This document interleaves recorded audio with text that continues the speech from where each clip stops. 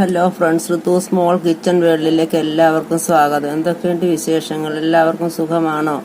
എല്ലാവരും എൻ്റെ വീഡിയോസൊക്കെ കാണാറുണ്ടോ? കണ്ടിട്ട് നിങ്ങളുടെ അഭിപ്രായം കമൻറ്റ് ബോക്സിൽ രേഖപ്പെടുത്തണേ. ഇഷ്ടപ്പെട്ടാൽ ലൈക്ക് ചെയ്യുകയും നിങ്ങളുടെ ബന്ധുക്കൾക്കും സുഹൃത്തുക്കൾക്കും ഒക്കെ ഒന്ന് ഷെയർ ചെയ്ത് കൊടുത്ത് എന്നെ സപ്പോർട്ട് ചെയ്യണേ. സബ്സ്ക്രൈബ് ചെയ്തിട്ടില്ലാത്തവർ ഒന്ന് സബ്സ്ക്രൈബ് ചെയ്യുകയും സബ്സ്ക്രൈബിന്റെ തൊട്ടടുത്ത് കാണുന്ന ബെൽ ബട്ടൺ അമർത്തി ഓൾ എന്ന ഓപ്ഷനും കൂടെ പ്രസ് ചെയ്യണേ. അപ്പോൾ ഞാൻ ഇടുന്ന പുതിയ വീഡിയോസിന്റെ എല്ലാ നോട്ടിഫിക്കേഷൻ നിങ്ങൾക്ക് ഉടൻ തന്നെ ലഭിക്കുകയും പഴയ വീഡിയോസ് കാണുകയും ചെയ്യാം. ഇനി നമുക്ക് വീഡിയോയിലേക്ക് പോകാം. നമ്മുടെ എല്ലാവരുടെയും വീടുകളിൽ പച്ചക്കറി കിറ്റ് വാങ്ങിക്കാറുണ്ട്. ആ പച്ചക്കറി കിറ്റ് വാങ്ങിക്കുമ്പോൾ അതിനകത്ത് ഒരുപാട് പച്ചക്കറികളുണ്ട്. ഇത് കേട് കൂടാതെ നമുക്ക് എങ്ങനെ ഒരു 2 ആഴ്ച കേട് കൂടാതെ ഫ്രിഡ്ജിൽ സൂക്ഷിച്ചു വെക്കാമെന്നാണ് ഞാൻ നിങ്ങൾക്ക് കാണിച്ചു തരുന്നത്. ഇതൊന്ന് വാങ്ങിച്ചുകൊണ്ട് വന്ന പച്ചക്കറിയാണ്. നമുക്കിതൊന്ന് തരം തിരിക്കണം. നമ്മൾ ഓരോ ഐറ്റം നമ്മൾ തരം തിരിക്കണം. എന്നിട്ട് ഞാൻ ഇതിനകത്തെ പയറ് മാറ്റി വെച്ചിരിക്കുകയാണ്. ഈ പയറ് നമ്മൾ ഇതുപോലെ ന്യൂസ് പേപ്പറിനകത്താക്കി നന്നായിട്ടൊന്ന് പൊതിഞ്ഞ് വെക്കണം.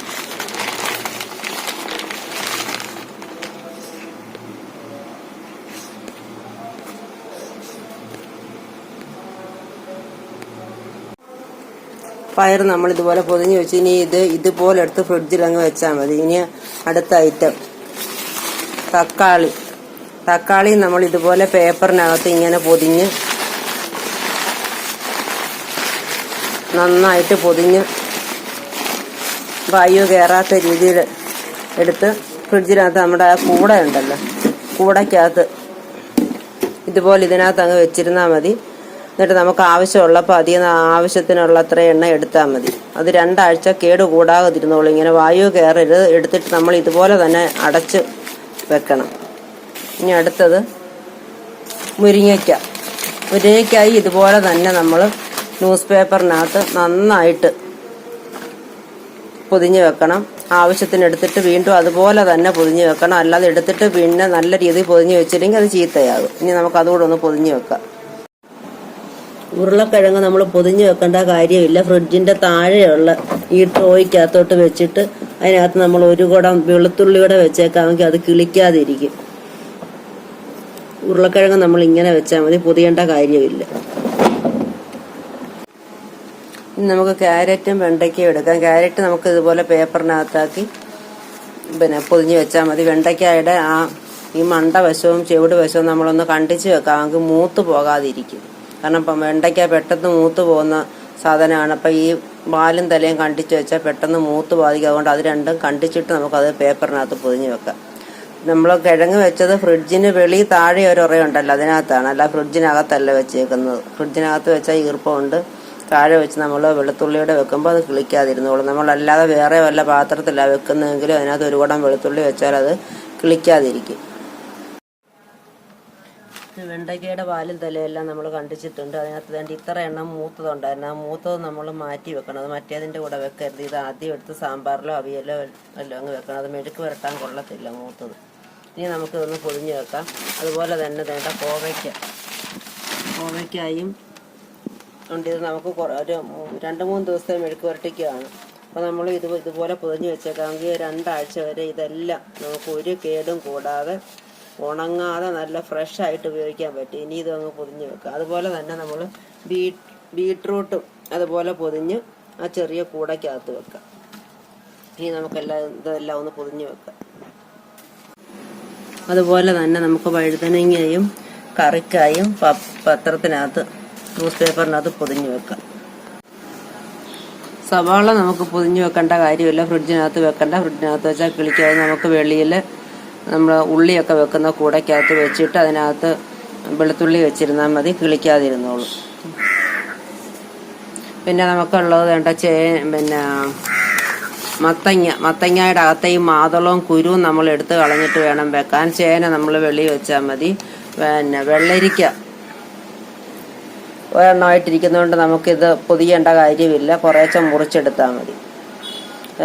മുറിച്ച് കിട്ടുന്നതാണ് നമ്മൾ അതിനകത്തെ മാതളവും അരി എടുത്ത് കളഞ്ഞ് വെക്കണം, ചീത്തയാകാതിരിക്കും. ഇതാകുമ്പോൾ നമുക്ക് കുറേശ്ശെ ആവശ്യത്തിന് മുറിച്ചെടുത്താൽ മതി.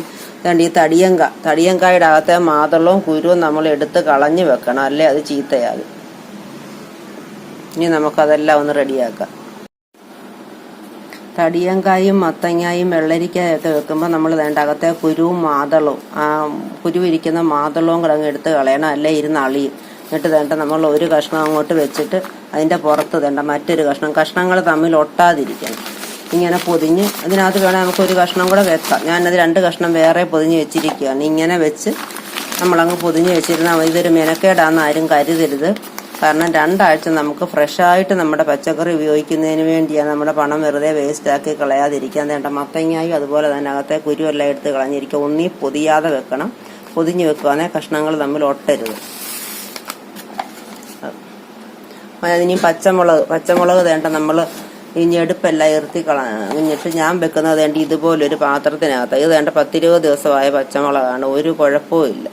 ഇതിനകത്തോട്ട് ചീഞ്ഞ പച്ചമുളകോ കേടായതോ എല്ലാം ഉണ്ടെങ്കിൽ അതെല്ലാം മാറ്റിയിട്ട് വേണം നമ്മൾ പൊതിഞ്ഞ് വെക്കാൻ. അത് മറ്റ് പൊതിഞ്ഞ് വെച്ചേക്കുന്നതിൻ്റെ കൂടെ പൊട്ടിയതും ചീത്തയായതും ഒന്നും വെക്കരുത്. അപ്പം സാധനങ്ങൾ ചീത്തയായി പോകും. നല്ല സാധനങ്ങൾ മാത്രം പൊതിഞ്ഞ് വെക്കുക, അല്ലാത്തത് വേറെ മാറ്റി വെക്കുക. അത് ആദ്യം നമ്മൾ എടുക്കണം. ഇനി നമുക്ക് ഇതുകൂടെ ഒന്ന് ഞെടുപ്പ് ഇറുത്തിയിട്ട് പൊതിഞ്ഞ് വെക്കാം. അപ്പോൾ പച്ചമുളകിൻ്റെ ഞെടുപ്പ് നമ്മൾ ഇറുത്തി കഴിഞ്ഞ് അത് നമുക്ക് അടച്ചു വെക്കാം. ഇനി ഇതെല്ലാം കൂടെ നമുക്ക് ഫ്രിഡ്ജിലേക്ക് വെക്കണം. ഇത്രയും പൊതിയുണ്ട്, ഇതെല്ലാം കൂടെ അഴിക്കുന്നത് മെനക്കേടാണെന്ന് ആരും കരുതരുത്. നമ്മുടെ പച്ചക്കറി ചീത്തയാകാതെ ഫ്രഷായിട്ട് നമുക്ക് വളരെ 2 ആഴ്ചത്തോളം ഉപയോഗിക്കുന്നതിന് വേണ്ടിയാണ് ഇങ്ങനെ ചെയ്യുന്നത്. അപ്പം നമ്മൾ ഓരോ കൂട്ടം അഴിച്ചിട്ട് ഇപ്പം ആദ്യം മേളിലിരിക്കുന്നത് ഇങ്ങോട്ട് എടുക്കുക, അതിനകത്തെ പച്ചക്കറി ആവശ്യത്തിന് എടുത്തിട്ട് അത് പൊതിഞ്ഞ് വെക്കുക, പിന്നെ അടുത്ത കൂട്ടം എടുക്കുക. അങ്ങനെ മൊത്തം എടുത്തതിന് ശേഷം പഴയതുപോലെ വീണ്ടും അടുക്കി വെച്ചാൽ മതി.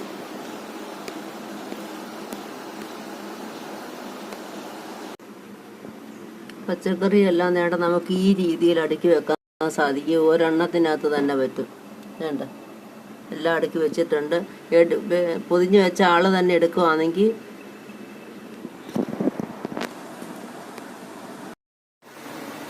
തക്കാളിയും ബീട്രൂട്ടും അതുപോലുള്ള സാധനങ്ങളൊക്കെ പൊതിഞ്ഞ് നമ്മൾ ഇതിനകത്താണ് വെച്ചേക്കുന്നത്. നമുക്ക് സൗകര്യം പോലെ എവിടെയാണെന്ന് വെച്ചാൽ വെച്ചാൽ മതി. പഴങ്ങളൊക്കെ വേണ്ടി ഇതിനകത്തും വെക്കാം. അപ്പം നമുക്ക് ഉള്ള സൗകര്യത്തിനകത്ത് എല്ലാം ഒരുവിധം അഡ്ജസ്റ്റ് ചെയ്ത് വെക്കാം.